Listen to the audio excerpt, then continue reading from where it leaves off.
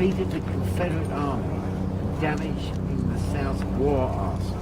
By capturing Atlanta, he could do both. General Joseph E. Johnston intended to delay, Confederate general, intended to delay and stop Sherman. Kennesaw Mountain offered Johnston a strong defensive position, which to draw Sherman's larger army into battle. The fate of Atlanta, Margie, is where we're heading now on this one incredible tour that John's given us in the history of the war between the North and the South.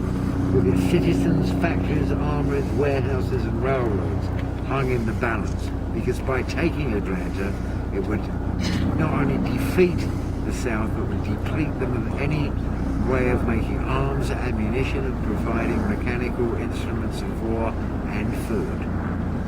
The Western and Atlantic Railroad went right through here. Sherman intended to destroy that. When he got to Atlanta, he did destroy it. He destroyed the depots, the factories. Atlanta basically, all the people left the towns, the women and children, and Sherman's army basically burned it to the ground. They defended it, stayed on fire for weeks. You could smell it. There was also the Battle of Jonesboro. Was it May the 10th? Where you could smell, no, I think it was later than that. I think it was... In the winter of '65, on May the 10th, Richmond had fell. Yeah, that's Richmond. No, that's much north of here. No. Yeah. Atlanta was one of the last strongholds in the last battles of the South, and Sherman's,